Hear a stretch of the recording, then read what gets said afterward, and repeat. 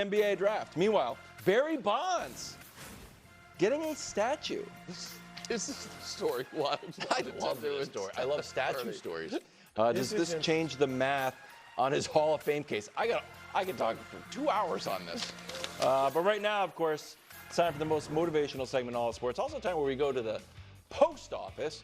Christina brought back a single solitary letter. We used to get tons of viewer mail. Now, mostly online. Comments, because they know you read them. Yeah, I do read the comments, and I take them seriously. You were all up in the comments. I wasn't all up in the comments. I was just reading. Dear Wilds, love the show. Oh, thanks. And thanks for not talking too much about Brock Purdy. That's not what it says. Look, bro, is that what it says? It does say that. Thank you, bro. That's why it's an after card. Some of the draft hats last night seemed a little ill-fitting. Any solutions? Thanks, Ryan and Brian. That's a good point. Every once in a while, a hairstyle doesn't quite fit the classic snapback. There is one solution, though, especially if you're going to Dallas, which Cooper Fett, this would just solve no matter what hairstyle you had. It looks good on everybody. A good old-fashioned 10-gallon hat. That would fit everybody. Before you start the Bud list, can Look I how tall you are in that, bro. a hat 6'9". question, bro? Deceptively tall. Why does the NBA go with the charade of the 10th pick is made by the Houston Rockets and makes the guy put on a Rockets hat, Malawach, when he's a Sun? I don't know. That confused me, actually. It confused everyone. Everyone's like, wait, I thought, I don't like that. I understand the trade has not officially gone through. I was going to say, because we're getting it from reporters, or was the league didn't officially say. New era has I to don't be the even mean first just to know. that it went through, but you know what I mean? Yeah, The league hasn't. it just the official league year, I get it, like it's July 6th or whatever. Give the guy the right hat. Hats are not binding. Let him wear the Suns hat. Malawach, he even talked about the Suns. Like, yeah, he of knew course. what Everybody knew. It's so weird. He was talking about the Suns with the Rockets hat on. Yes. I don't know if he had the Rockets hat on. Go ahead. Time for Sorry, the Bud bro. list. All right, here we go. Number 3. Pure motivation and inspiration, KD, Kevin Durant. Now look, KD, I know you don't care. You don't care what people are saying about your ability or inability to win championships, how rings affects your legacy. It's all about, shooting the J, dribbling the basketball better than you did yesterday. I get, look, it's worked for you. Fun of it. It's worked for you. I get it. Honorable. No, I get it. But here's what you got to recognize, KD. You have a great opportunity here. I called it essentially a no-lose situation.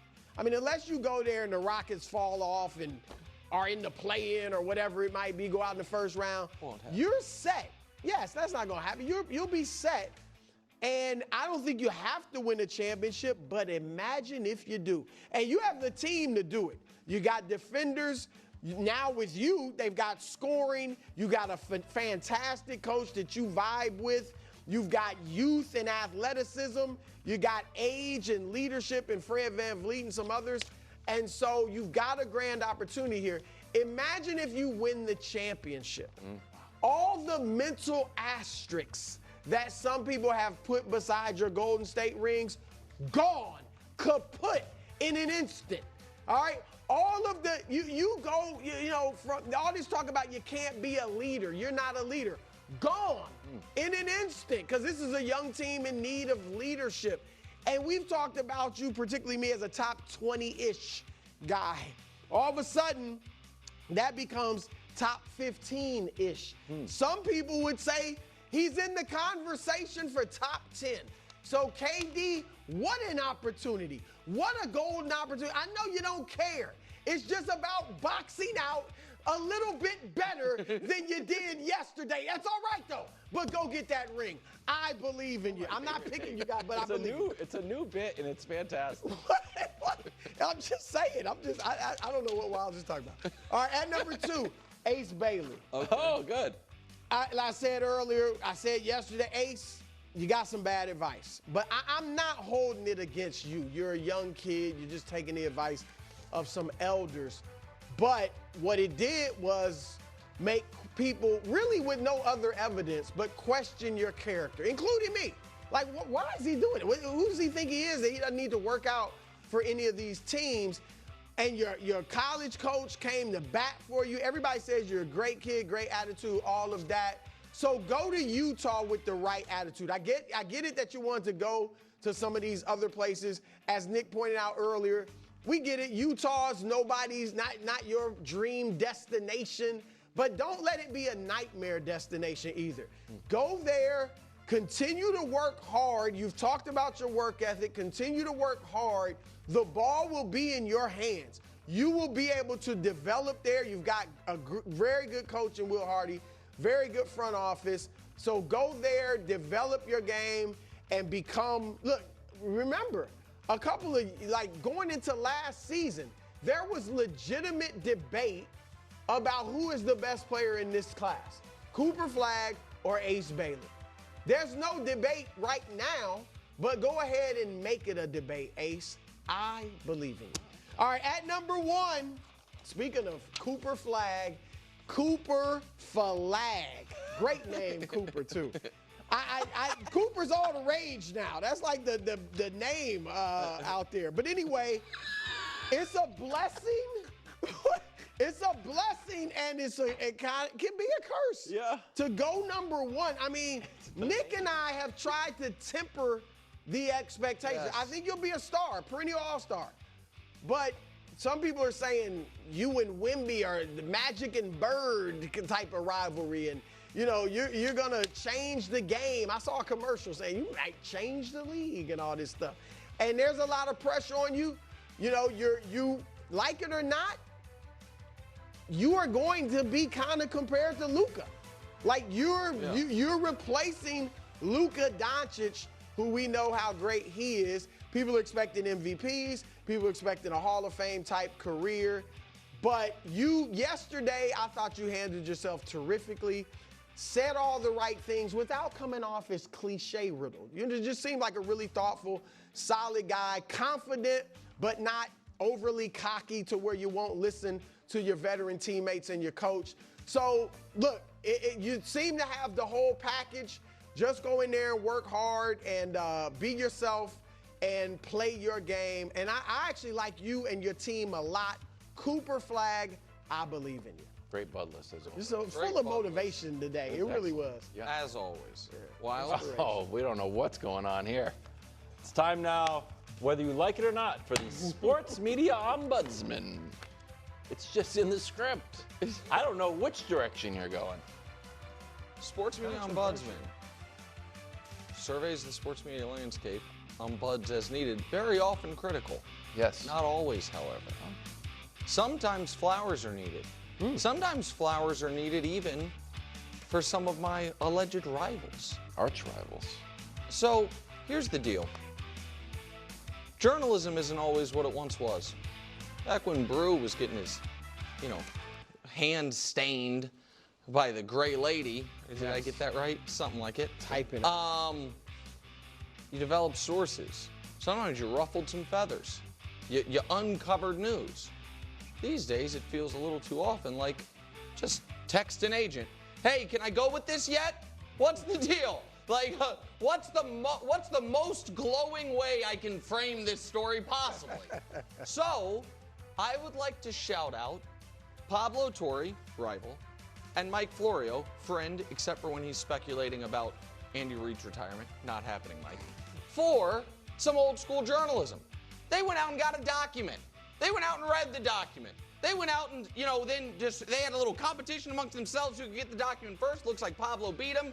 And then said, hey, anybody that was curious, hey, why was the whole league seemingly not interested in Lamar Jackson? Read the document. Maybe you'll find out. What was the rest of the league's reaction to the guaranteed contract from Deshaun Watson? That's in there as well. And whether you think this should be a front page story or you don't really care, I'm just glad that it's there.